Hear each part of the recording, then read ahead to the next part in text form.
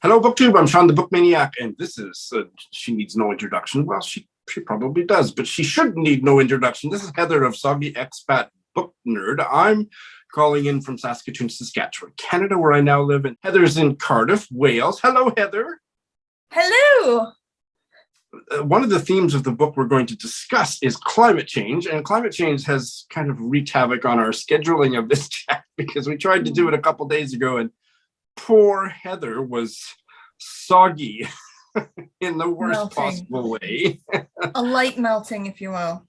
And here we are 2 days later and rather temperate weather situations. And we are going to discuss a few of our favorite stories from Margaret Atwood's collection of short stories, her most recent one called Stone Mattress. And I have forgotten the public date.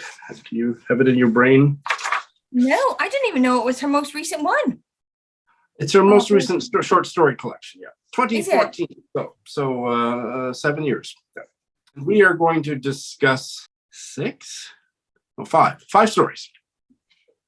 The three linked stories, which we're kind of going to be talking about as one story, they are the Elfinland, Revenant, Dark Lady. And then two of the standalone stories that one or the other of us quite liked. I Dream of Xenia with the Bright Red Teeth, and The Dead Hand Loves You. The titles are great. And I also want to say at the outset that we are not going to give a rat's ass about spoilers. So if you don't want things spoiled, don't watch the video. Right? Brilliant. I was worried about that. I was like, ooh. Yeah. Know about this. It would be impossible to talk about them without going into spoilers. Heather, have you seen I'm a booktuber. Oh, brilliant. Oh, God. My mug, my normal mug, says jolly as fuck. So, I've had meetings now. I've just changed my job to a new job. And I forgot that it says jolly as fuck. And I was just legit on a Zoom with work. Just doing this number. Well, there's something vaguely Atwood-esque about that, I think. And we did not coordinate our wardrobes. No. To be fair, how many people have one that says meowter space? I don't know. Heather, what are your 50 feet above kind of general thoughts? Get us started. However you want to get us started. I think I enjoyed it. I think it was really good. I feel like her novels are banging. I love her novels. And I was worried that her short stories wouldn't really be so good because I feel like, your thing is either one or the other, isn't it? So I worried about it, but I think it was banging. I was into it. I obviously liked some stories better than other ones, but it stuck really close to her style and her flavor. Her at Hay Festival when I went to see her, she was just the crankiest, unapologetically just grumpy woman ever. People were asking her questions and she was just very clear about that being a stupid question. Do you know what I mean? And I feel like it comes across really well in her, how she makes her characters. She fucks with them a bit. What did you think? What did you think? Did you like it? The collection? I liked more stories than I didn't like. And I do think that her novels are better, although I don't like all of her novels. I'm not as consistently a Margaret Atwood fan as you are, but I do love some of her stuff. I don't know if any of these stories I actually loved, but I found most of them really provocative, thought-provoking, fascinating. And so the ones that we're talking about, there was a couple that were very much duds for me too. But that was less than the ones that I thought were worth my attention. So yeah, I enjoyed the collection overall. Yeah. Which ones were duds? Name and shame them, babes. Name and shame them. Actually, that weekend was crap. That was the only one I didn't like. Yeah, the Torching the Dusties. Yeah. And Stone Mattress was just kind of so. Yeah, I don't know why they've chosen that one to make a movie, with Rachel Weisz and stuff. Hollywood is crap at deciding which things to make into movies. I still think that she is a better novelist and short story writer, but I have a deeper appreciation for what she's up to with some of her short stories. So that was a really good reading exercise for me. I would say that what links many of the stories, most of the stories we're going to talk about, some of the themes that I noticed link all of them, all 5 of them, is she's playing with myth, she's playing with genre fiction. All of her characters are elderly, and they are all kind of, their memories are stoked about their sex and or love lives in the 60s and 70s due to the death of someone or this, that, and the other reason, or somebody comes back onto the scene. And I found that theme in particular really well done and really interesting. Oh yeah, same. It's brilliant. Like telling all her stories in like an old school folk tale-y word of mouth storyteller sort of way, but like as in like that all memories after too long become that, like looking back on the past as like a sort of mythological universe or whatever. Like as soon as you lose like close touch with that memory in time or whatever, it becomes like a sort of like old school folk tale.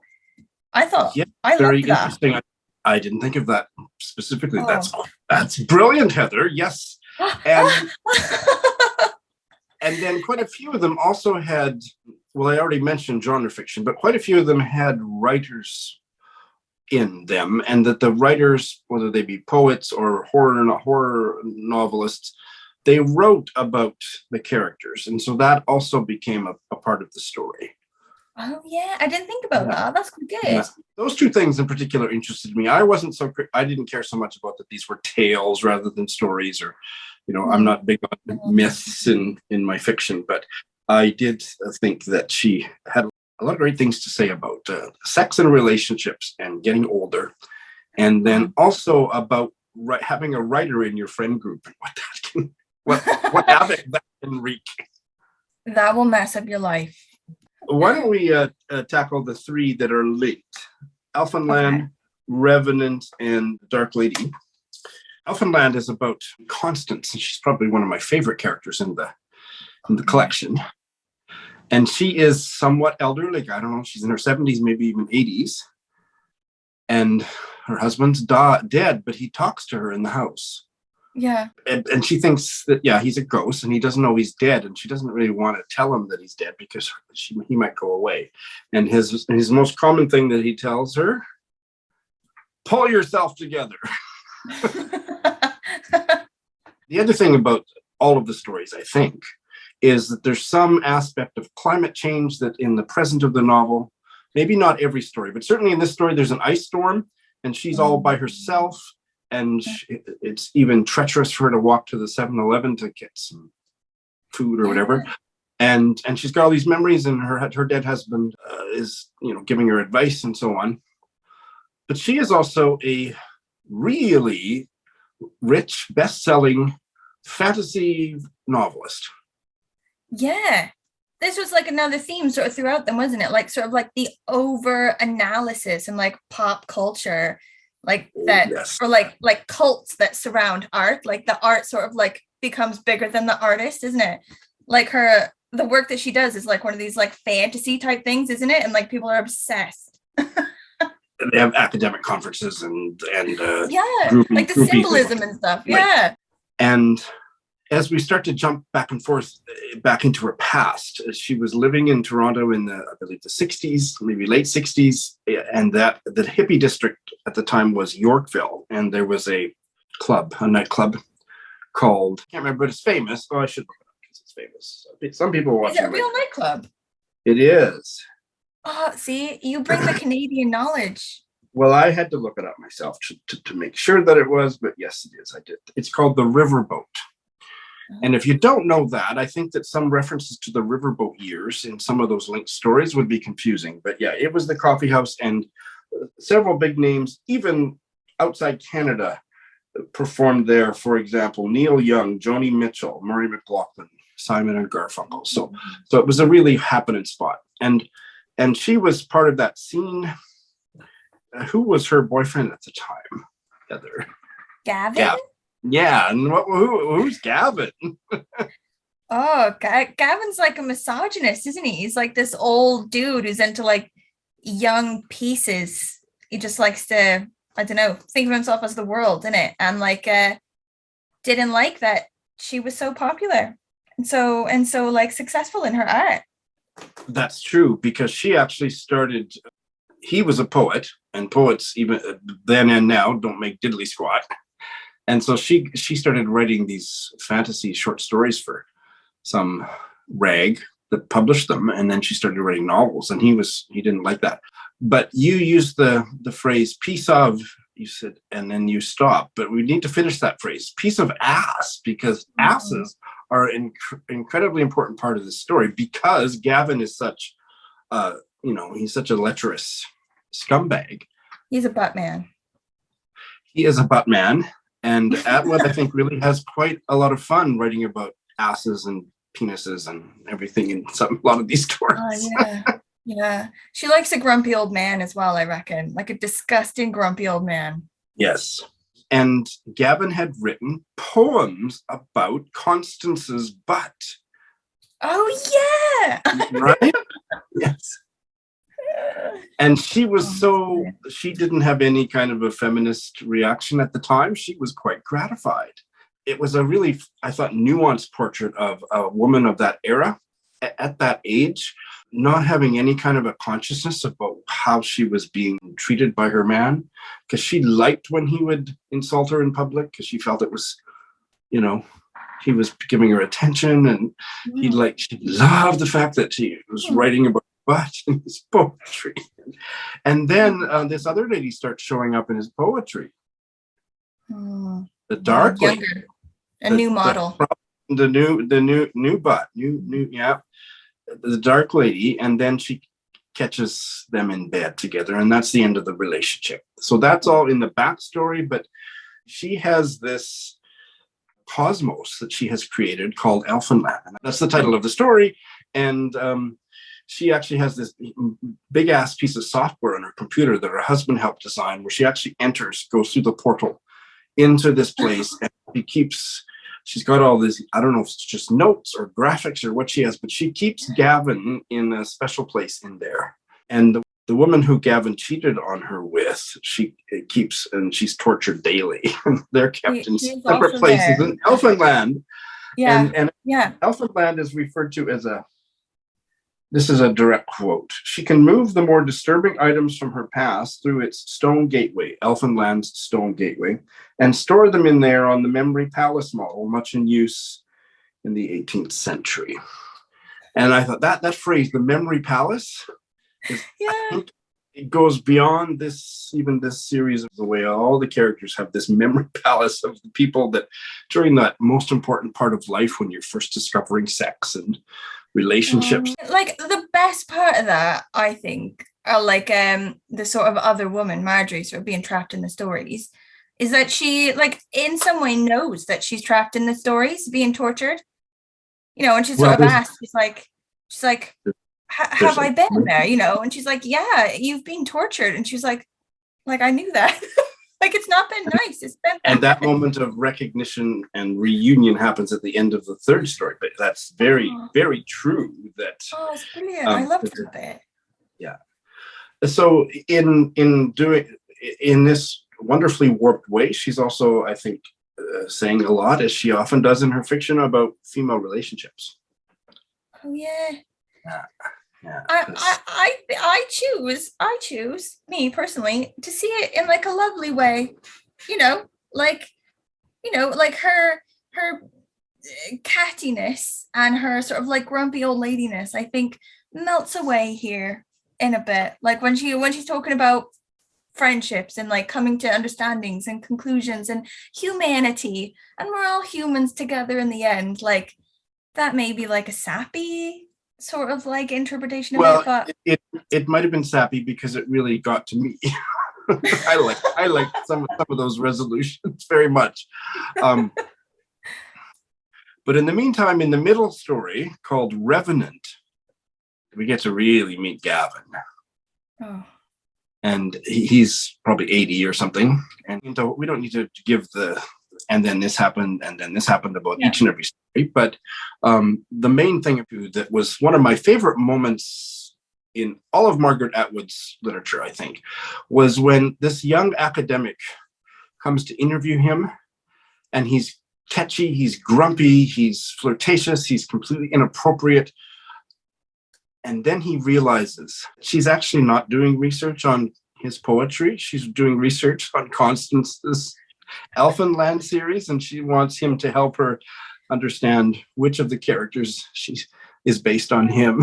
He dies. He's apoplectic, and then he trips and dies moments later. Yeah. And like the person that comes to see him isn't just researching the books. She's like a full fan, like wear the costume to the Comic-Con sort of fan. Absolutely. And he's disgusted. He's like, how dare you? He's such a fan. It was just a delicious moment when he realized, when she tells him, "Oh, I'm actually not studying your poetry." Yeah. And then in the third story, oh, by the way, Revenant means a corpse that gets reanimated. So it's kind of like a zombie or the Thriller video. It's that kind of a thing. Okay. Who is that in this short story? Is it Gavin? I don't know. Like he does sort of come to life a bit in the end, doesn't he? Grabbing the butts and like feeling like he's gonna have this girl. And and then he visits in the end of the first story. He does visit, pays an erotic visit to Constance in a dream. So I guess that's what it is. You're right. Maybe it is. Like I guess it could be like, the relationship or whatever. Like the relationship is be more metaphorical. And now it's sort of absolutely. It's probably just that he's like a zombie. Yeah, it's probably fine. Certainly things from the past are coming to bite the characters in the butt, however shapely their butts are. In my mind, like when I was sort of like reading it and writing stuff down, I had like a fixation with the twin brother. Like there was going to be something up with the twin brother, and like there was going to be loads of symbolism there because it's a twin brother. Yes. But in the end, I don't think I made any conclusions about that. I think he was just sort of a superfluous sort of dude. Okay, very interesting, because I was just about to say, so great minds think alike, that the third story, Dark Lady, the least satisfying to me. Really? Yeah, I didn't really care for it. I liked finding out more about what had been going on in the previous stories, but as a story itself, I didn't care for it. And I thought Tin was completely superfluous, really. Yeah, I didn't really get the point of him. He was a gay character of a certain generation, and I didn't really respond to what she said about that. I wasn't offended by it, but it just didn't really speak to me. I thought Jory. So Jory is Marjorie, and she is the Dark Lady of when Constance realizes there's a new character in Gavin's sonnets. The Dark Lady does not have dark hair. That's Marjorie, and that's who she catches him in bed with. And then the third story is about her, Marjorie, and her twin brother. And it just didn't work for me. And there was something really amped up about the writing in places in that story where it was just a little too bad, Cap. I didn't really like it. But I liked how it ended the other two stories with Constance at the funeral and Navina and I loved that bit. That was my favorite bit. But I think you are right. Like I didn't feel like the twin brother worked on that whole story. It didn't. That whole story, the backstory about their evil mother, and it didn't. Oh yeah. I guess she was aping a fairy tale kind of thing. I get you, twins. But aside from really tying up the other two stories quite well, I didn't think that story definitely was very good.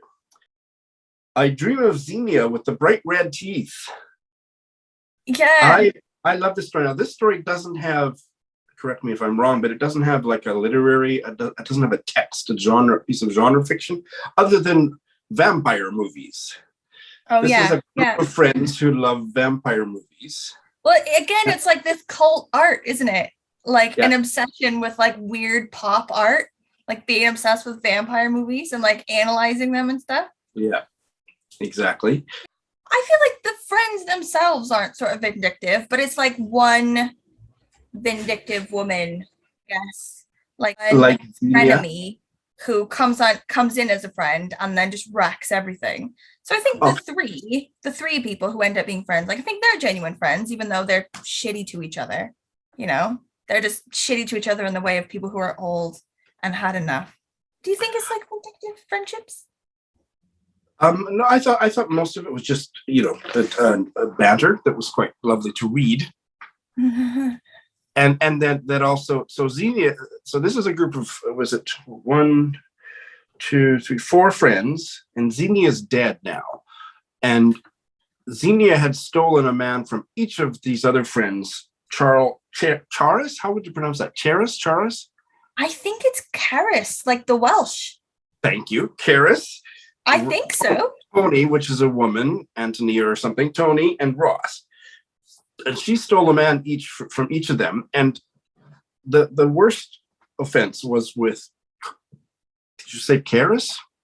I think it is. Like, that's how I thought it was. Like, the Welsh name, Caris? Well, I don't, so I'm glad you're here. The worst offense, I think, was that 30, 40 years ago, she had stolen Caris's boyfriend, Billy. And when they left her in the house, somebody killed all her chickens. Slit their throats. That mystery has never been solved. So now, decades later, Xenia's dead, and the other three are walking as they do with Caris's new dog, Rita. And Caris says, I dreamt about Xenia last night. And then that plays to Billy has returned after 30 years. And Caris is renting him the other half of her duplex, but the other friends are really worried and suspicious. And things happen from there. And I loved the dynamic between them. And I was reminded of Steel Magnolias. Have you seen that movie? No, but it's on my list of things I've always wanted to see. Like one of the ones that if it comes up on Netflix, I'm there. Well, you don't have to rent it, Xenia. I'll just reset it. I just called you Xenia. Oh, that's a Freudian I would love slip. that name. Well, but you probably don't want the reputation that goes with it from this story. Don't steal my men. We're like the part that possesses a dog and then bites his dick off. That's right.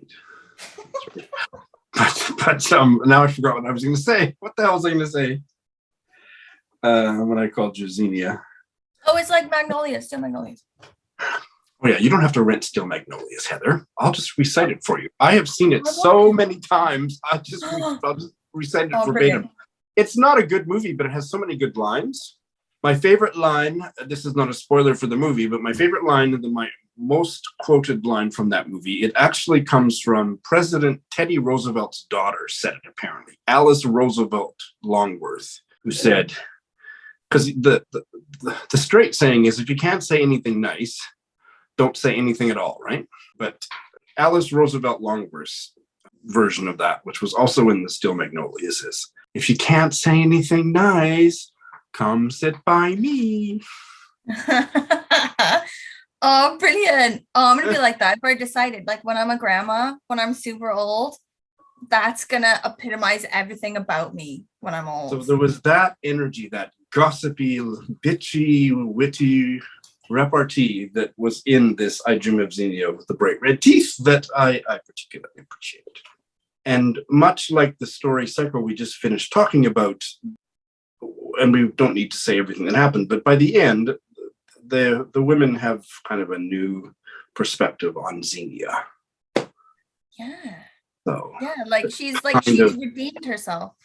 Through the dream and through psychic possession of the new dog Rita. Yeah, even though I feel like probably the dog just didn't like to be taken over in the bed. Like it probably wasn't Xenia in the dog. But I'm glad that I could help them, come to terms with Xenia and make them feel better about her. And, as for Billy's problems, nothing that a surgeon can't rectify. It's probably fine. They can stick fingers back on, right? Right. Yeah.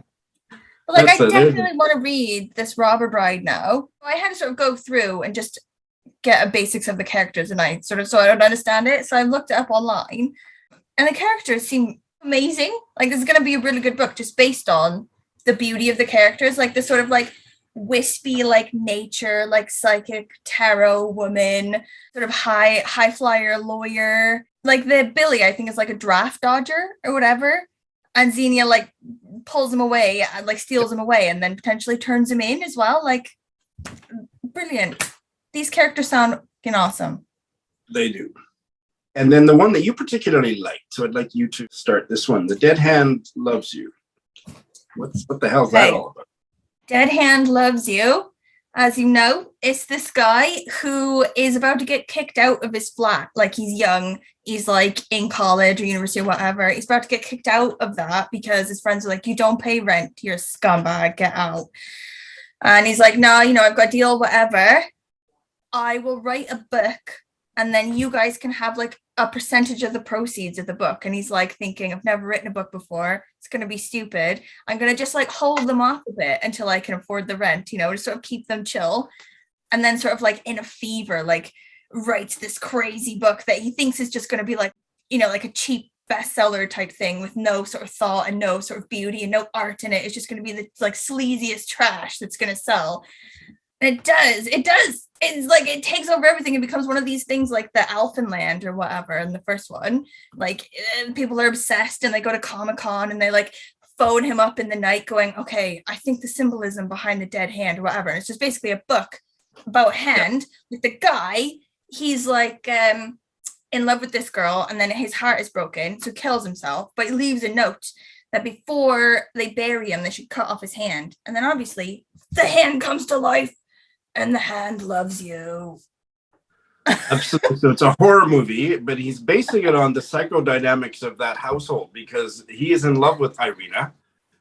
Yeah. And Irina is the main character is not a different name, but that's based on him. And he is the guy who he commits suicide in the novel, right? I think so, yeah. And then he commits suicide in the novel and he gives instructions. He like ODs and then, yeah. And then the rivals for Irina's love, they are characters in this novel. And then it takes on a life of its own. It becomes a cult classic of horror literature. Oh. And makes him a whole pile of money. But he had signed this contract to split the profits 4 ways. And so he doesn't ever end up making as much money as he'd hoped. He tries to like make other ones as well. Like, okay, fine, I'll make a new one and keep all it to myself. But none of them ever do as well. Nowhere near. Not yet. Meanwhile, he really did love Irina, and he felt she jilted him, which was the impetus for writing the horror novel. And then we find out, without going into all the details, she had actually been reading his manuscript while he'd been writing it, and she'd actually been in love with him, and she just never expressed her true feelings, and that's why she ended up marrying one of the roommates, and that's why she only contacted him through her lawyers to get the royalties every year or something. And it all supposedly comes to a happy ending at the end with true feelings. But in the meantime, he had been considering murdering his 3. Yeah. I love this one as well. Like, basically, we're thinking this whole time, he's unhinged now. He's thinking of murdering his flatmates to get their percentage of the money. He's completely off his rocker. And then he goes back and finds Irina and falls back in love with Irina suddenly. But who's unhinged now? Is it maybe Irina? Right. And do we trust his feelings? The fact that he set up the meeting with her with the intent of offing her? How much validity do we give to any of the expressions of emotions? Is an interesting part of it. Yeah, I didn't think of that. That's deep. I think I just sort of assumed he was sort of running on this sort of like, just unhinged power, like this passion taking him over. He's had enough and he was going to take him out. But then sort of her being like, oh, but I'm into you. I love you. Like sort of jolted him out. Oh, I think that's a perfectly valid reading. That's probably was my first reading too. And I didn't ever replace it, but I think another reading would be that he realized he didn't have to kill her to get her money. He just had to be with her. Oh, yeah. Oh, fair. but I think it's going to be hard to be with her. This is not a word I comfortably use, but she's playing with so many of the tropes of genre fiction in this story, but really in all of them. So that makes everything a little bit, you never know, what is she up to? Yeah. But it did have rather a conventional happy ending like that. And then it's like, I don't know how much will Margaret Atwood think I'm being naive to enjoy the happiness of this ending or not. I don't know. I feel like this one ended with him sort of jolting out of his like temporary insanity and her sort of replacing him because she's a bit bunny boiler in that one, isn't she? She's a bit, you think at the beginning she's just like an, she wants the money, and Yeah. that's understandable. She wants this guy out who's a scumbag, like that's understandable. But then finding out maybe she's a bit of a bunny boiler. Maybe she's a bit, Now, also there's a phrase I don't know. So what does that mean? Bunny boiler. Oh, a bunny bunny boiler. boiler. Bunny boiler. Okay. Yes, yes, yes. Like in that movie, Of Glenn course. Close or whatever, she like puts Yes. the Fatal yeah. attraction. Yes. Yes. Yeah. I've Is never she a heard bit that. like that? Perfect. Like, Bunny boiler. I love you. You're my favorite. Where are you going? Come back. Just before we went on air, so to speak, I found a review of this book by none other than Ursula Le Guin. Ooh, shit. Okay. And she thought it was great. She didn't like, I think, that very last story, the one that we didn't like, but the other ones she thought were great. But this is her kind of summary at the end of her review. The stories are icily refreshing arsenic popsicles, followed by a baked, isn't that fabulous? Followed by a baked Alaska laced with anthrax, all served with impeccable style and aplomb. Oh, that's so good. That nails it completely. Yeah, great? Like arsenic popsicles. But icily refreshing arsenic popsicles. Oh yeah. Oh yeah, that's so good. Oh, I love Ursula Le Guin. She's brilliant as well. Yeah. So reading these stories, does it change any of your thoughts about Margaret Atwood, or how would you put this in terms of your evolving relationship with the works of Margaret Atwood? And if that's too big of a question, we'll just delete it. I'd say it's only strengthened our bond, Shawn. I'd say we're closer now than we've ever been before. Like, you mean you and me? You and me, and also us with Margaret Atwood together, like a weird threesome. Like there were some in there that obviously didn't hit me, but I think the vast majority of them were brilliant. I would say the same thing. And the ones that we talked about, I think, create kind of a set, especially about exploring your love and sex life from the 60s now that you're in your 70s and 80s. That whole theme was really richly explored. And then in most of them, also this whole thing about one of them, people being a writer and how that kind of intensifies or complexifies everything. So. Oh yeah. What about you? Do you love her more now than you did before? I appreciate her short stories. The only other short story collection I read before was Wilderness Tips, and I at the time, and it's so many years ago, I remember nothing about it except one of the stories was about a hairball. And I don't even remember. I think it was in somebody's throat. And then she coughed it up and put it on the mantelpiece. That's all I remember about that collection. But I thought, oh, this is not nearly as good as Cat's Eye. It was not nearly as good as Cat's Eye. And I thought, and I think this is where I got my theory that you're either an excellent short story writer or an excellent novelist. You cannot be both. And I think it came from that, because one of the best short story writers in the world, a Canadian who spent the last 50 years of her life living in Paris and writing short stories for the New Yorker, Mavis Gallant. Her novels are so-so, but her short stories are to die for. So I got this theory, and it's now I've disproved it. It's not always true, but I think it's mostly true. You're either one or the other. I think you're right a bit on that. Like if you sort of read a novel and you find out later it was based on a short story and they've just expanded it, I feel like for some reason those novels never really hit me. Like this novel obviously was supposed to just stay a short story, Oh God, yes, that happens so much. And even in nonfiction, I think that happens. Somebody writes an article and then they try to make a full book out of it, and that's terrible. The only exception, the one solid exception in my reading life that disproves my half-baked theory is the Irish writer Edna O'Brien, because I love her novels and I love her short stories. Oh, I haven't read nearly as much of her as I want to, but I see her all the time. She's amazing. So she's been writing for decades and decades and decades, long before I was born, I think, or at least a few years before I was born. And I finally just started reading her a couple of years ago, and she's one of my favorite writers now. Well, Heather, this was a great collaboration.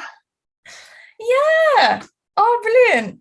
Sorry, I sort of like bailed on you in the heat. I feel Well, awful. It was a climate change active God. Yeah, a victim of the climate crisis. Thanks, my dear. Thank you.